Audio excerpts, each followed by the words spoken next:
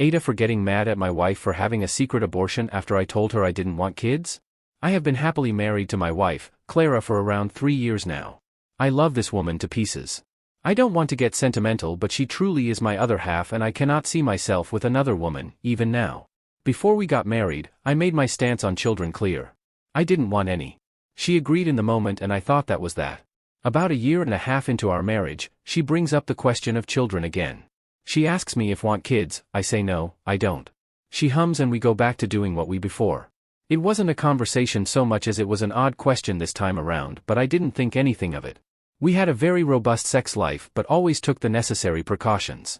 She has the implant and I use a condom around 90% of the time, so I wasn't worried. Her bookshelf recently broke, so I ordered a new one. I had wanted to build it as a surprise and put her books up on it for when she came home. While going through them, I noticed an old journal of hers. I immediately smiled and flipped through it. When we were in college, she'd carry it around. It was a future planning notebook or sorts. If she wanted something in life, she'd draw out exactly what she envisioned, add clip-ins, the whole 9 yards. Manifestation, if you will. She had shown me it in college after declaring that she wanted to pursue her doctorate, and I remember being stunned at the attention to detail. I mean, we were only sophomores and she knew exactly what she wanted to do, what she wanted to study, and where she would take herself. It made me feel out of depth. I liked it. Anyway, I flipped through the journal, reminiscing about the past. I hadn't expected there to be any new entries, at least, not anything recent that I hadn't experienced with her. But as I opened it up, I saw something I never thought I'd see. It was a section dedicated to pregnancy and baby prep. She had researched prenatal vitamins, options in our area, had images of cradles, etc. It was only 2 pages, but I remember feeling so sick. In my head, there was only one reason she'd put that in a journal like this. She wanted kids. Naturally, I was torn up. I kept telling myself I had been upfront about what I wanted, and if she hadn't, that was her fault. But the thought that she'd secretly been suffering because of me, that she was holding herself back from the life she wanted to please me, I couldn't stand it. I confronted her about it as soon as we came home and I found out the situation was a lot worse than I thought. Clara did indeed want kids, but claimed she wanted our relationship more and was okay with compromise. I asked her a million times if she was sure. I really wanted her to be honest and not feel like she had to hold anything back. She insisted that not having children wasn't a deal breaker for her, but I kept pushing. I couldn't understand why she'd put something that wasn't that important to her in that journal. In the midst of our conversation, she dropped the bomb. She told me she had an abortion a year and a half ago. Offered up the information like I should have been relieved. Like it was the proof she needed to convince me that she meant what she has said about children not being a deal breaker. I can't describe what I felt in that moment. What I'm still feeling. What I can say is that I have never blown up at my wife the way I did that night. I didn't put my hands on her, I would never put my hands on her, but it was not a pretty exchange. I just remember feeling hurt that she hadn't consulted me on such an important decision. That she went and had such a life-altering procedure without discussing it with me. That I didn't even fucking notice that it happened.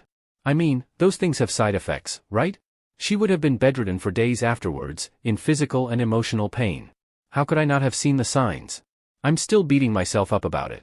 I remember her asking me if I want kids, but nothing about her emotional state for the rest of that week when she would have had the procedure done.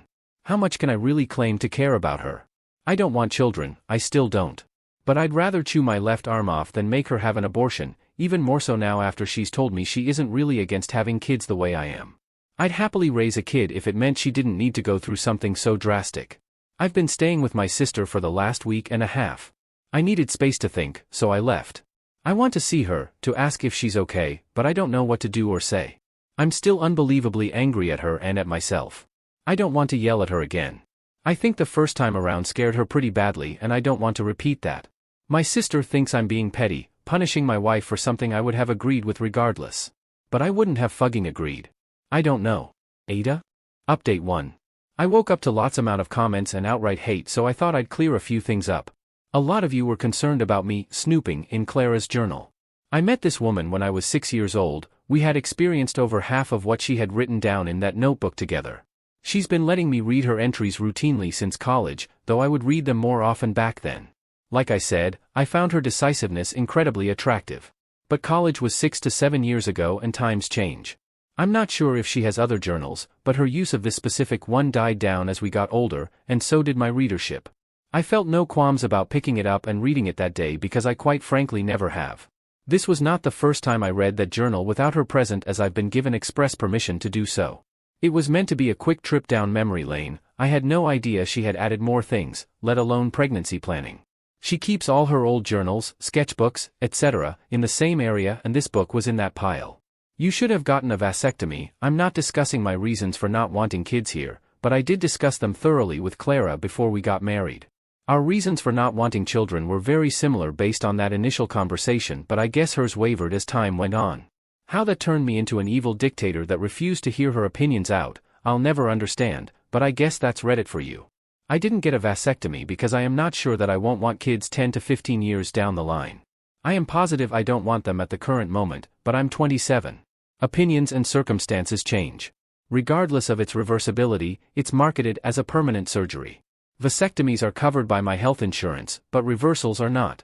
It simply made no sense to invest in something I wasn't sure could be undone if I didn't want it anymore, not when Clara and I were taking the necessary precautions to avoid pregnancy otherwise. She got on birth control way before we started having sex. I had absolutely nothing to do with that decision. As far as I know, she's quite happy with it. The chances of pregnancy with the implant are less than 1%, even less when using condoms as well. We talked about the decision together and ultimately decided a vasectomy wasn't the right choice. Someone actually went as far as to say that because I didn't get my vas deferens cinched, an unexpected pregnancy was inevitable. A 0.5% chance and inevitable are two vastly different things. You guys do realize that vasectomies aren't 100% effective either, right? Unless you're pushing for abstinence, I really don't want to hear it. We also don't go raw unless we both agree to it, which I would never pressure her to do. You verbally abused her. Clara and I both grew up in shitty homes. Our parents yelled and were extremely combative. After growing up in that environment, we agreed to avoid that kind of behavior in our relationship, and we do our best to keep to that.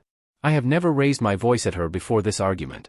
I'm more on the timid side, so I imagine it was a shock for her to see me so angry.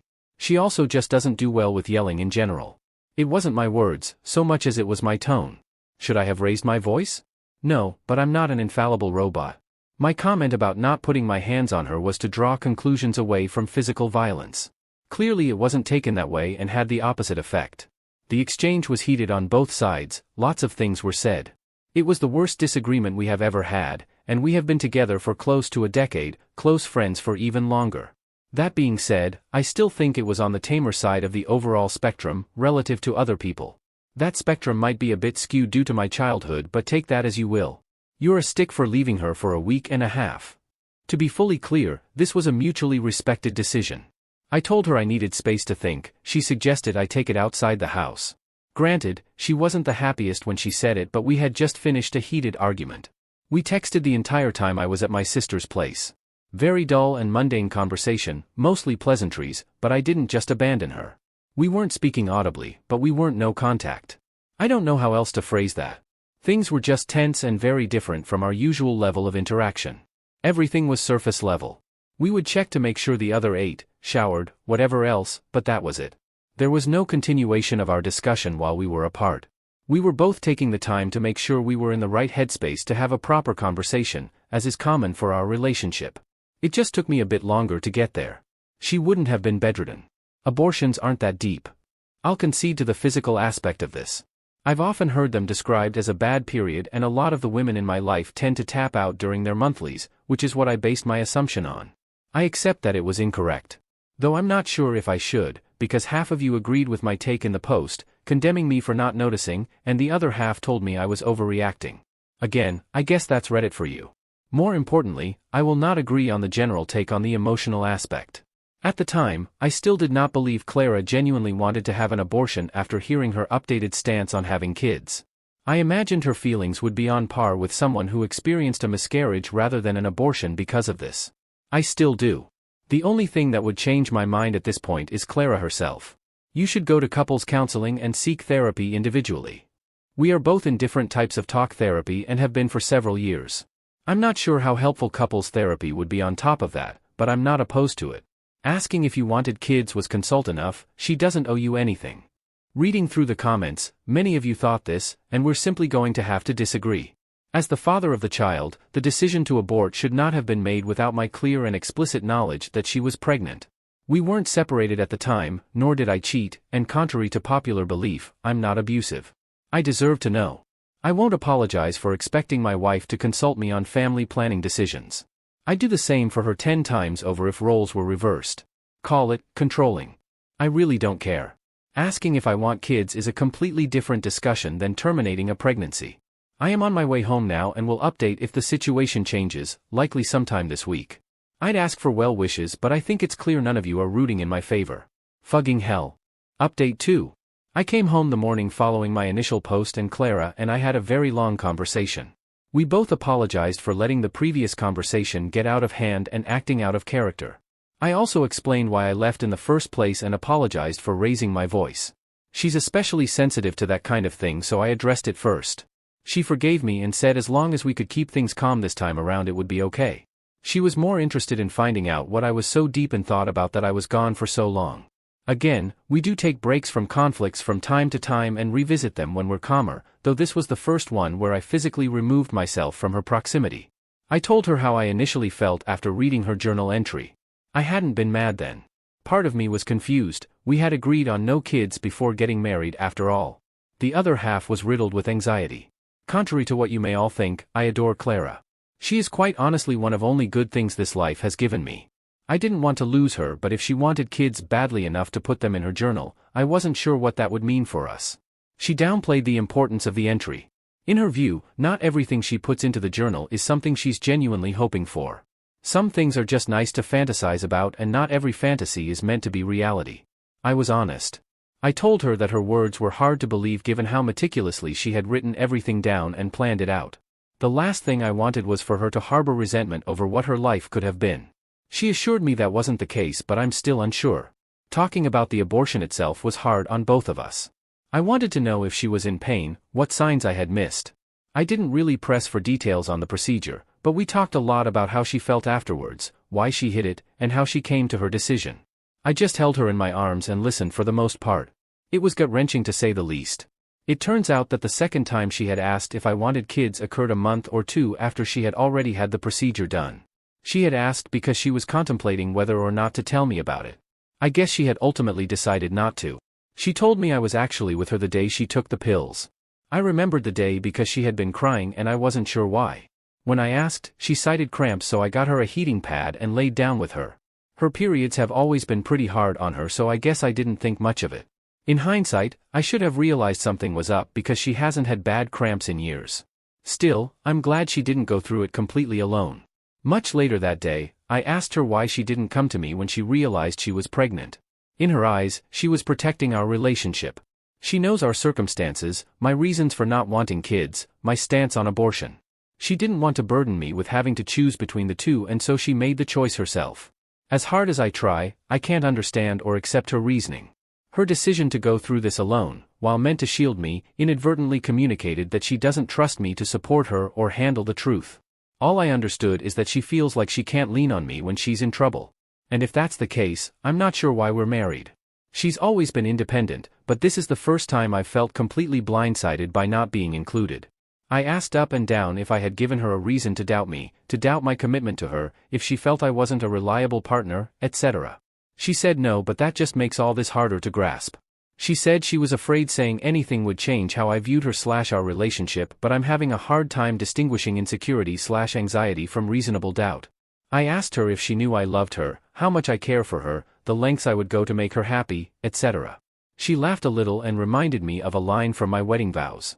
We shared private vows before our ceremony and I had said quite a bit. I was a little shocked that she remembered that portion at all, let alone word for word. We transitioned to talking about the promises we made one another, and just times in our relationship where we had complete trust/faith in one another. It helped put us both in better moods and ended the night on a lighter note for both of us. We're doing okay at the moment. Not quite where we were before, but getting there. Everything's still incredibly raw, including our eyes. We both broke down 5 minutes into the conversation. Clara is against couples counseling right now. I'm ambivalent, as we're still working a couple of things out on our own. I'm not sure how helpful a third party asking what steps we're willing to take to improve trust and transparency will really be, but I'm open to anything at this point. We're not leaving one another, issues or not. We both think it's clear that there's still an abundance of love between us, and we don't want to throw that away.